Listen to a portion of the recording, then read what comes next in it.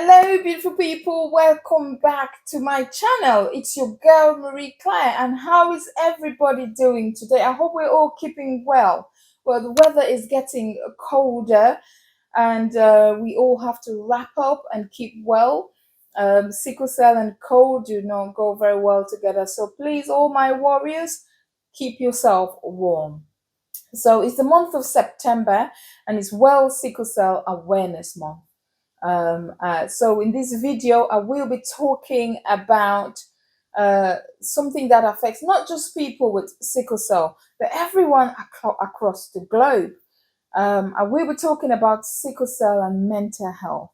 But before we dive into that, I just want to shout out to all the teachers. You know, they're doing such a wonderful job. The kids have just gone back to school, and oh boy, it has been a tough 6 weeks holiday. You know, it's been exciting. You know, we love spending time with the children, and we've visited friends and family, travel abroad, travel within, and it's been great. But it has been challenging, and especially for parents that, for those working from home, it can be even tougher. I've got two boys, so it's not been an easy 6 weeks, but I have tried my possible best, and I'm sure all the other parents out there, do their best to keep them entertained, So what I do, the way I deal with it is, as frustrating as it can get, I treat them as my clients. The reason I do that is because no matter how upset you get with your client, you need to treat them nicely. So that's my approach. So no matter how frustrated I get with my two boys, I treat them as my client. I always remember that, okay, pull it together. They are your client.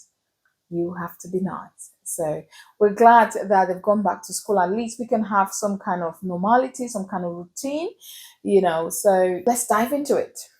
So, like I said, it is September, and it is World Sickle Cell Awareness Month.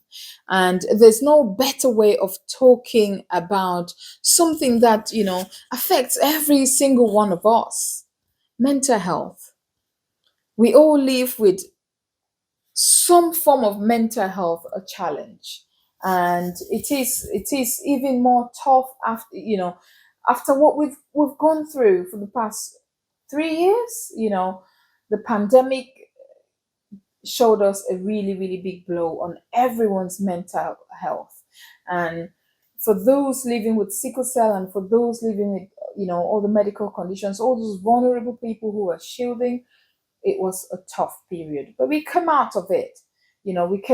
So we have to find a way to look after ourselves mentally. So first of all, what is mental health?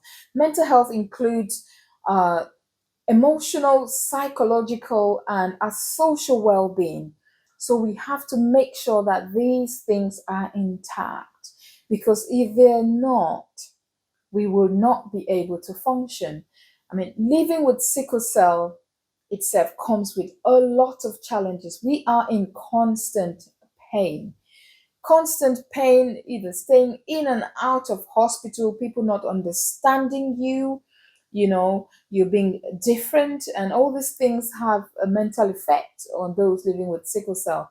But first of all, what I wanted to say is that for you to be able to get help with any mental health issue that you're facing, you need to be able to identify that you've got it in the first place. Because without identifying that you've got it in the first place, you will not be able to seek help, and you will not understand what the issue might be.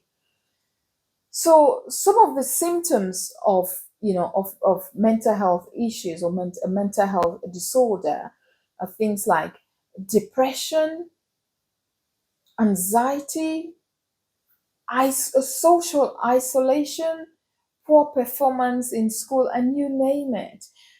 Sometimes because of the way sickle cell manifests and the way it affects an individual, they might feel like they want to dissociate themselves from other people, and that might affect them quite badly mentally. So It is important that we are able to identify these things and seek support the best we can.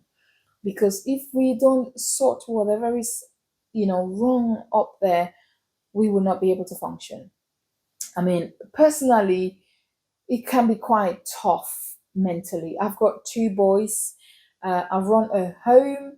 I have to look after the home. I run a business.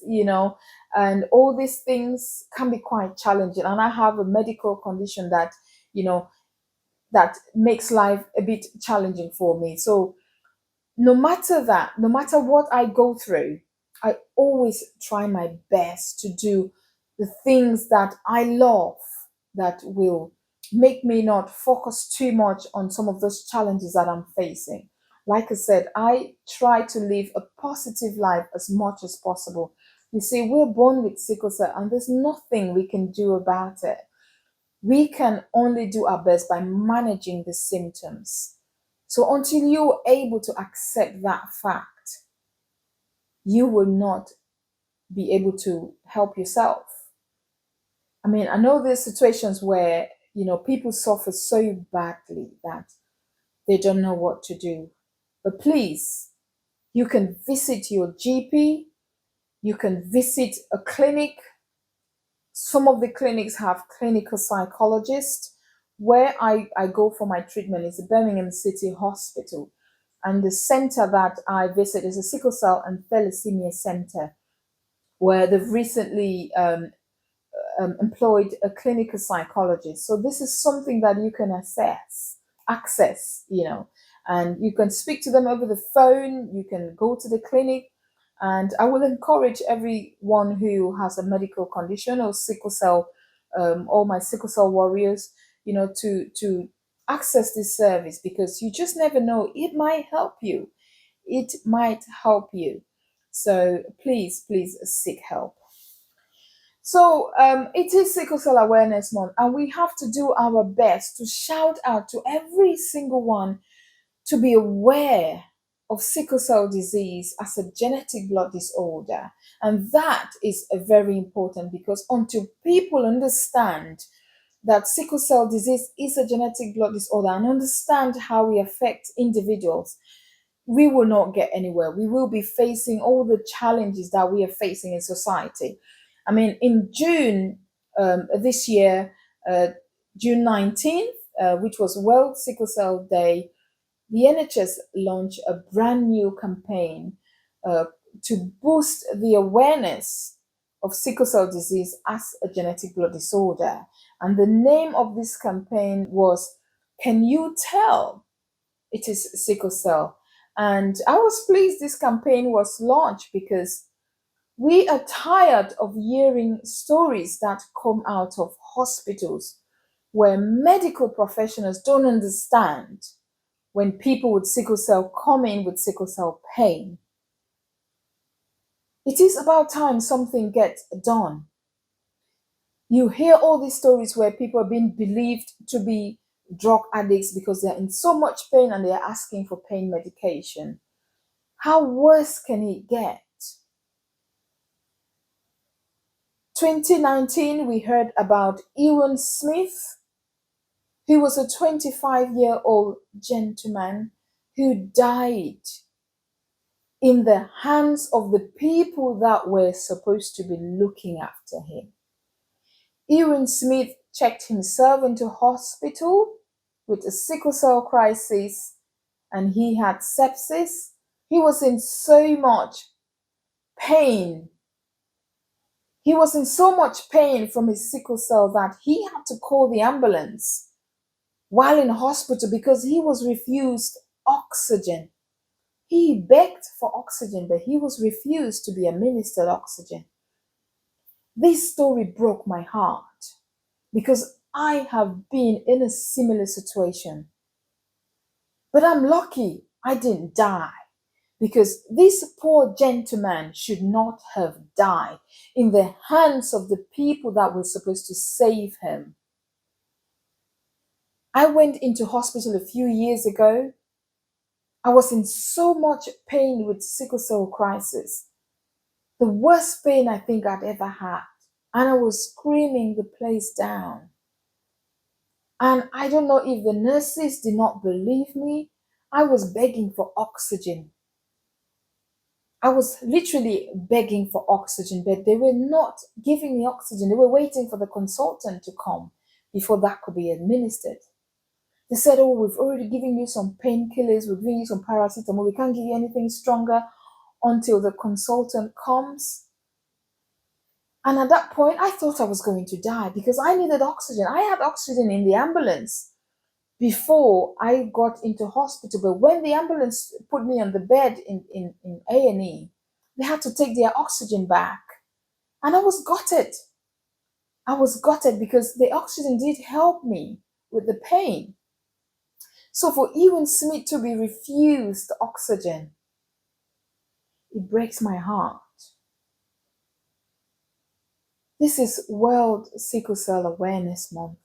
So I am hoping that more people in the medical profession do understand, can tell that it is sickle cell. When a sickle cell patient visits the hospital with a crisis, I hope they are able to identify that this is a sickle cell crisis, because what that does to us mentally is unspeakable. So, again, I encourage all my warriors to please speak to somebody if you are going through some mental health challenges. Please speak to your loved ones, speak to your doctor, speak to your GP, speak to your consultant, speak to your clinic. There is always help available. And I hope that you are able to identify some of these symptoms of mental health.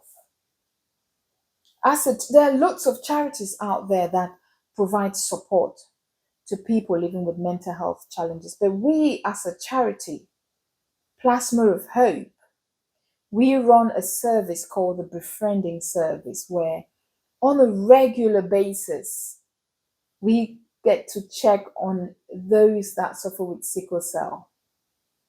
We check on them on a holistic approach, not just checking how their sickle cell, they're managing with the sickle cell. We check on everything because everything else has to be right. Because these are some of the things that, causes you to go into a crisis, which is what we want to avoid in the first place. So we are providing a mental health service. So please, if you live around my locality, Walsall, Wolverhampton, Dudley, Sandwell, and you need to speak to someone about any form of mental health challenge that you're facing or anything about your sickle cell, we are here to support you. We've got sickle cell, but sickle cell do not have us. So we have to make the most out of our lives. And I keep saying this, we have to make the most out of our lives. We live with pain every day and it has become the norm, but that doesn't mean it's normal. You just have to do the best you can. And for the days that you can't do anything, it's okay. Please look after yourself, look after your mental health, seek help when you can, because there is always help available. Thanks for watching, and if you like my content, please subscribe, like, and share. See you next time.